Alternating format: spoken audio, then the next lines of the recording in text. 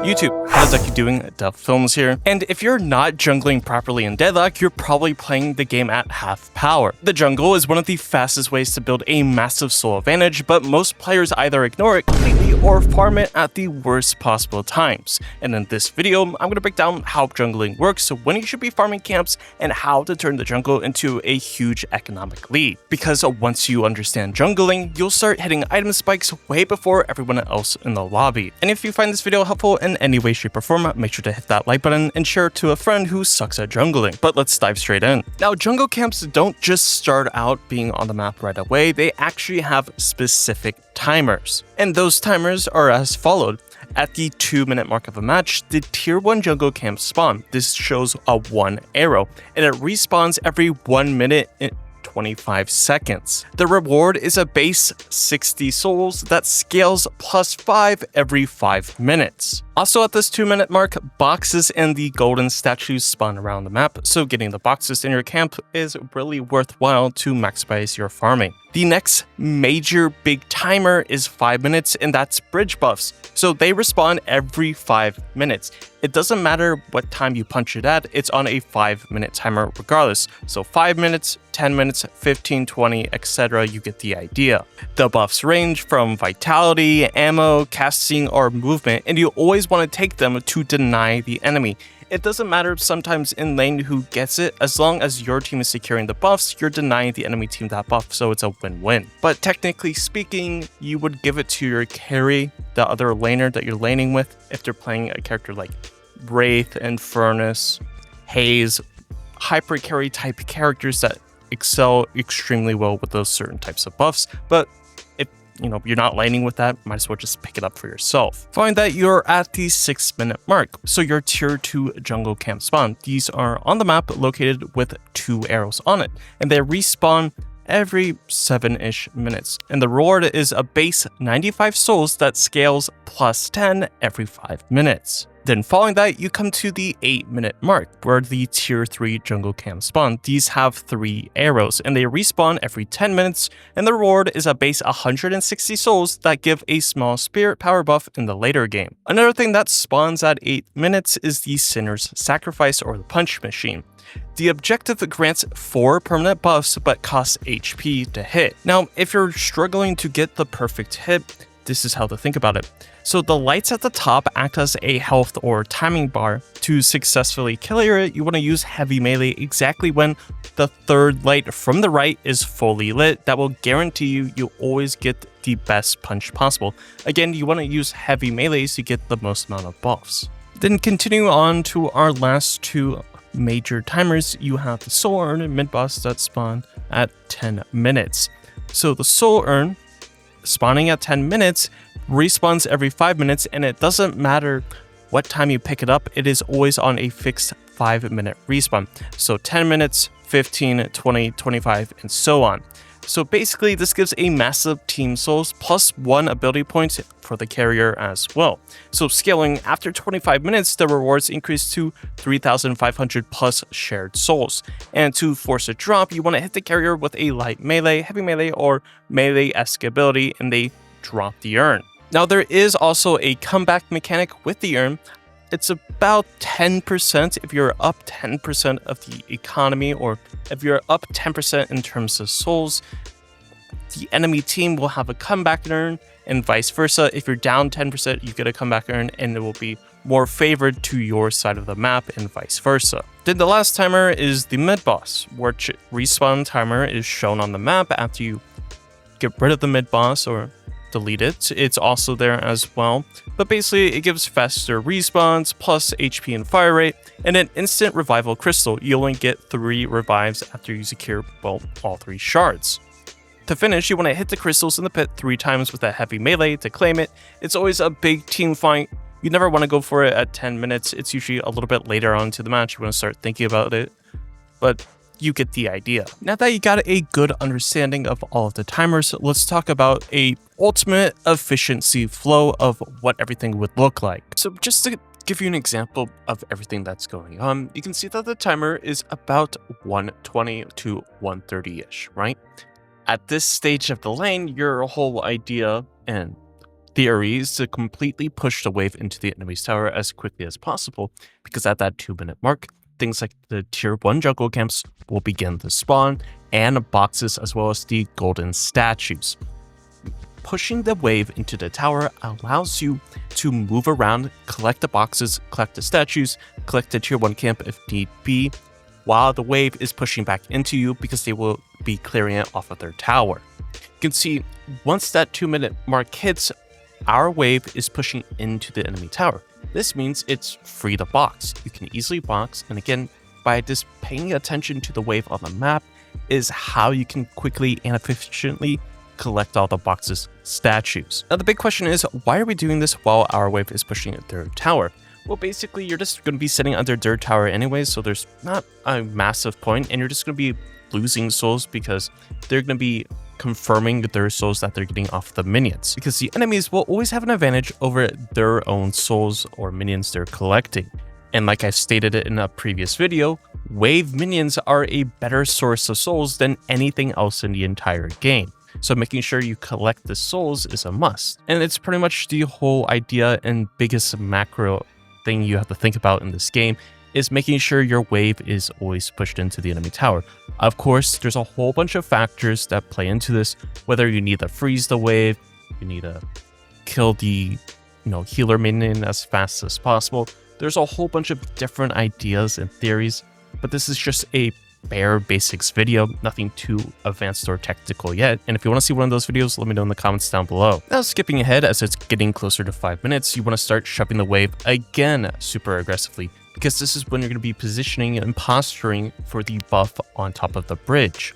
Although my laner, my goo boy, didn't do the best job of really pushing the wave, but the whole idea is to shove the wave into the enemy tower, then look for the buff. As you can see, we're moving and posturing towards the buff. We take the jump pad like always to try to get an advantage, and unfortunately the doorman was a faster rotate in comparison to our wraith.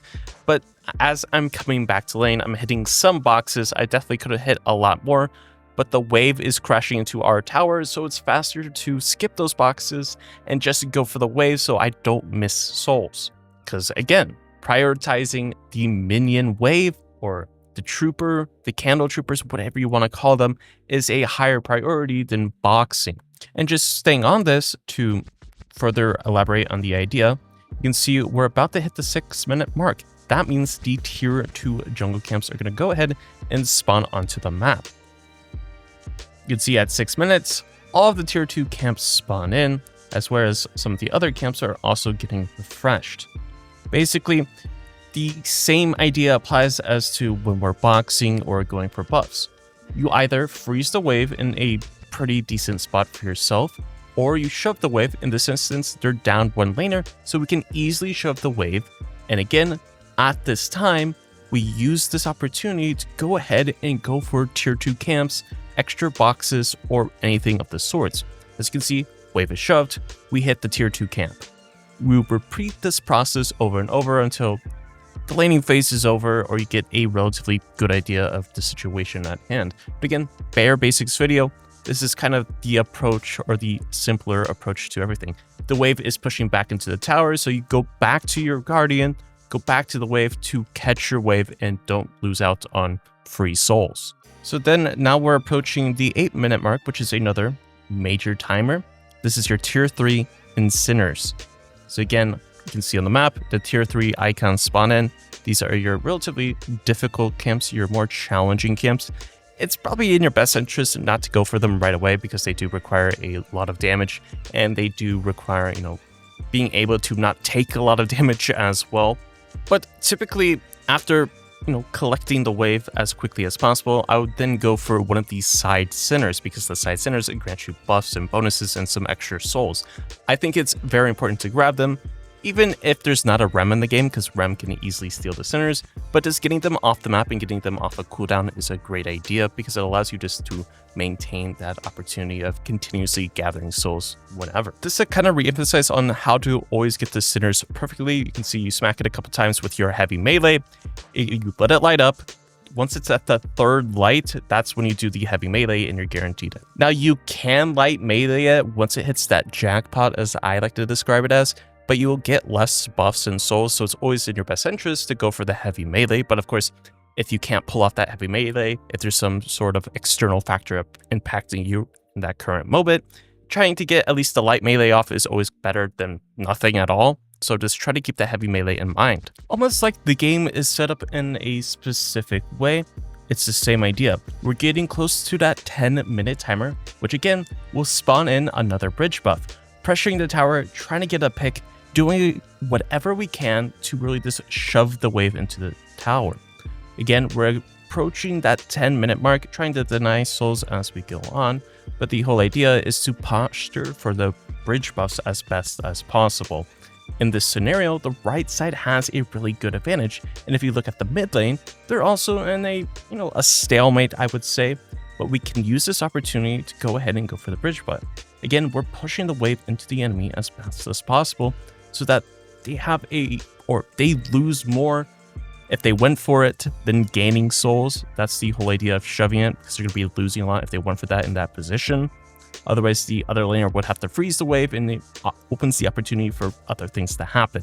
Now, instead of doing a box run back for the buff like you should do, I instead go directly to lane because my laner is getting super pressured, and I know he's either going to have to back or get some extra healing, whatever the case may be. So I want to use that time to try to catch the wave, freeze it if I have to, but that's the whole idea.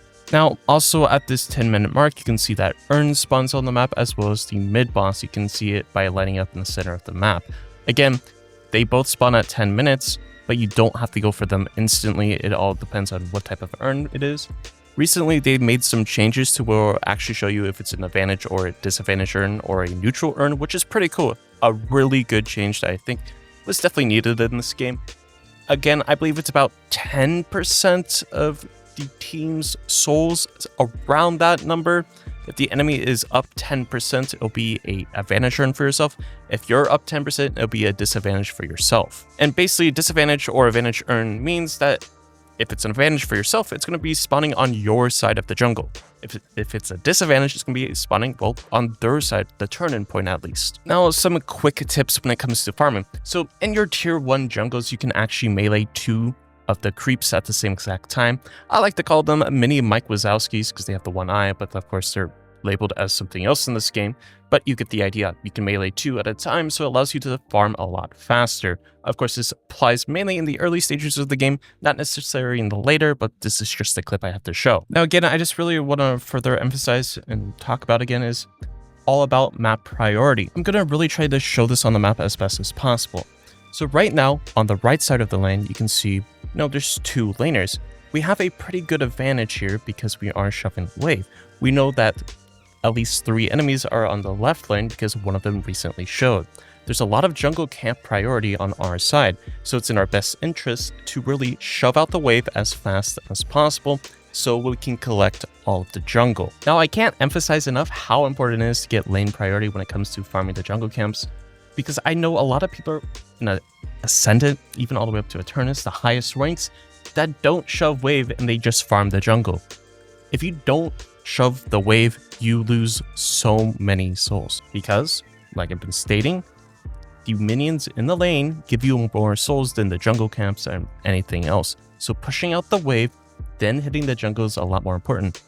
Again, you're pushing out the wave so that it is crashing at the enemy tower. So in theory, the enemies will kill all of your own minions, and then the wave will slowly push back into your tower. And in that time, you're able to grab jungles and rotate back to the lane to collect all the minions. That's how you optimize the route. Now, I also want to talk a little bit about invading the enemy team's jungle camps. So first and foremost, you have to have a ton of lane priority. You also have to be rather strong in comparison to the other team. For instance, in this clip, you can see that we have right lane pressure and mid lane pressure by having both guardians, but our left side is not the best because that guardian's still up.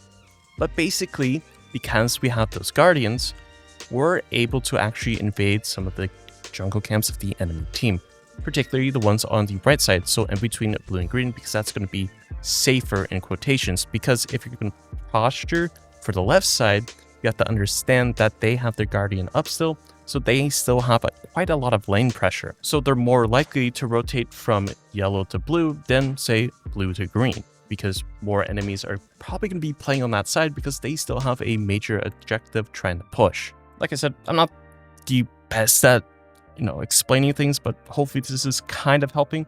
But basically, you can either A, steal a ton of their jungle when you have this much priority, or you can go and help the other laners. So in this clip example, you can show that I go to help the other lane to try to get a ton more lane pressure and map awareness and map pressure, wherever you want to describe it as.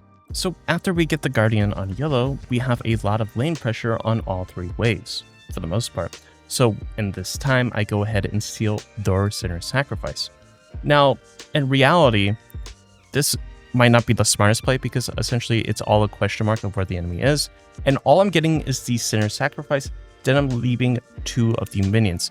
Now, in reality, you should get 1 of the minions and 1 of the center sacrifices, because in order for the camp to fully respawn, all of the jungle camp has to be deleted from the game. You have to kill all of it. You have to get rid of all of it. So in reality, I should have left 1 of the medium minions there so it wouldn't respawn.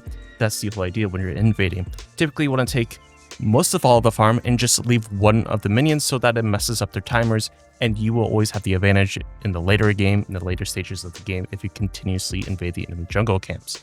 Hopefully you get that idea. But anyways, hopefully this video has helped you in any way, shape, or form. If it has, make sure to hit that like button. Of course, subscribe to the channel if you're new. We're trying to post a lot more Deadlock content and Marvel Rivals content as well. So if you like both games, make sure to stop by. I'll also be posting all the different times camps spawn at in the comments down below. So if you want some more reference, if you don't want to go back into the video, it'll definitely be there for you as well. But anyways, I hope you have a great and safe day, and I'll catch you in the next one.